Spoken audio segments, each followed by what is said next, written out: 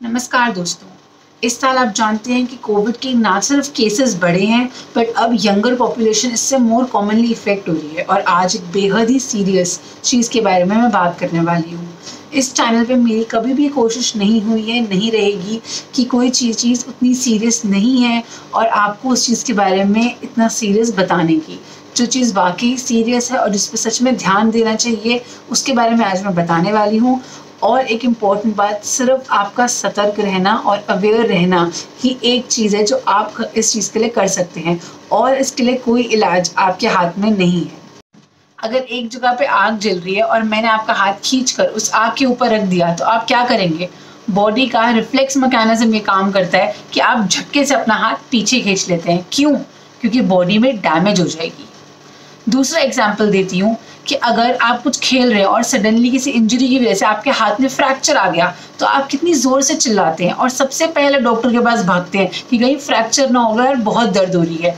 सो वो दर्द आपको रियलाइज़ करवा देती है कि आपकी कोई सीरियस प्रॉब्लम है, चाहे वो किसी का भी दर्द हो, चाहे बोन के टूटने, फ्रैक्चर का दर्द हो या फिर छाती का दर्द हो या फिर सिर में दर्द हो या आपके पेट में दर्द हो।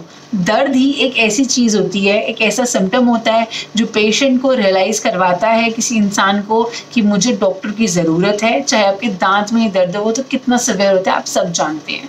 सो अगर वो दर्द ही ना हो तो आपको वो जो टूटी हुई बोन है उसको आप यूज़ करते रहोगे और वो और ख़राब होती रहेगी। अगर वो दर्द ही ना हो, कोई स्कैन नहीं करवाओगे और पता ही नहीं चलेगा। अगर छाती में दर्द ना हो तो आप कैसे पता लगाओगे? कैसे आप अर्ली डिटेक्ट करोगे? तो एक सिम्टम ही इम्पॉर्टेंट होता है पेशेंट के लिए भी और डॉक्टर के लिए भी कि ये बताना कि जल्दी से जल्दी डिजीज़ को डिटेक्ट करने के लिए। पर अगर वो सिम्टम ही प्रेजेंट ना हो, अगर आप absolutely fit and fine feel कर रहे हो और एकदम से आप कंप्लीटली आपकी बॉडी डिटीरियोरेट कर जाए, इसी चीज़ को हैप्पी हाइपोक्सिया कहा गया है या फिर साइलेंट हाइपोक्सिया कहा गया है। जो नॉर्मल सिम्टम्स है जैसे कि कफ है, फीवर है, सांस में आने वाली दिक्कत यानी कि शॉर्टनेस ऑफ ब्रेथ है, इसके अलावा कंजंक्टिवाइटिस, डायरिया वगैरह, उनको छोड़ भी दीजिए तो ये भी 2-3 सिम्टम्स जो है हर एक बंदे को अब तक पता है। पर अगर ये सिम्टम्स आप में नहीं हैं तो आपको लगेगा कि मैं एकदम फिट एंड फाइन हूँ। बट क्या होता है कि कभी कभी डिजीज़, ये यंगस्टर्स की बात हो रही है, वो सिम्टम्स अब प्रेजेंट नहीं कर रहे हैं, अंदर ही अंदर उनके लंग्स के डिस्ट्रक्शन होती जा रही है, ऑक्सीजन लेवल भी कम होता जा रहा है। पर हमें लग रहा है कि हम बिल्कुल ठीक है, पर उनकी ऑक्सीजन लेवल 95 से अबव होनी चाहिए। वो 92 से कब 85 से 80, यानी कि मैंने कुछ रिपोर्ट्स में ये तक पढ़ा है कि 80 से भी कम चली जाती है और तब पेशेंट को एकदम से सिम्टम्स प्रोड्यूस हो जाते हैं और फिर वो मेडिकल इमरजेंसी में जाते हैं। पर जब तक हम उस पेशेंट का इलाज कर पाएँ, उस पेशेंट की हालत काफ़ी क्रिटिकल हो सकती है और ये डिजीज़ आपकी डेथ भी कॉज कर सकती है। So it is very important now, specially in youngsters. पहली चीज़ जो आप कर सकते हैं वो यही है कि अगर आपको पता है आपको कोविड है तो अगर आप एक्टिव भी फील कर रहे हैं तो भी लापरवाही ना बरतें और सबसे पहले अपने ऑक्सीजन सैचुरेशन को मॉनिटर करें। अगर वो कम्प्लीटली डिटीरियोरेट होता जा रहा है तो आप प्लीज़ किसी हेल्थ कंसल्टेंट से जल्दी कंसल्ट करें। दूसरी चीज़ है आपका अलर्ट रहना, specially 4th-5th day of the disease के बाद ज़्यादा अलर्ट रहना बहुत ज़रूरी है। नेक्स्ट थिंग जो आप कर सकते हैं वो है 6 मिनट्स वॉक टेस्ट। ये आपके घर में ही होने वाला सबसे दुनिया का सस्ता टेस्ट जो अपने घर पे बिना किसी कीमत के कर सकते हैं।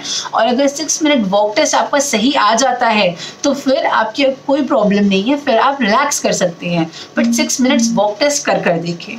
उसके अलावा अगर ऑक्सीजन लेवल आपका 95 से बिलो चला जाता है तो मैं ऑलरेडी प्रोनिंग पर एक वीडियो बना चुकी हूँ, इसके काफ़ी अच्छे रिजल्ट्स हैं। सो अगर आपको ऑक्सीजन लेवल 95 से बिलो है तो आप प्रोनिंग करें, पर अगर वो 92 या 90 से भी बिलो चला जाता है तो प्लीज़ लापरवाही ना बरतें। नेक्स्ट चीज़ है, हो सकता है कि आप जैसे डॉक्टर को रिपोर्ट करें तो वो आपका चेस्ट एक्सरे या फिर HRCT करवाएं। इस केस में despite of you having no symptoms, हो सकता है कि वो ये करवाएं और उसके अंदर आपके लंग्स की कंडीशन जो है डिटीरियोरेट होती हुई या फिर ख़राब होती हुई एज अ डॉक्टर उनको दिखाई दे। सो ऐसा इसलिए हो रहा है क्योंकि डिजीज़ अंदर ग्रो कर रही है डिस्पाइट ऑफ द फैक्ट कि आप सिम्टम्स प्रोड्यूस नहीं कर रहे। So monitoring is the only solution जो एट होम लेवल में आपको दे सकती हूँ। सो आई होप आप इस वीडियो से अवेयर हुए होंगे।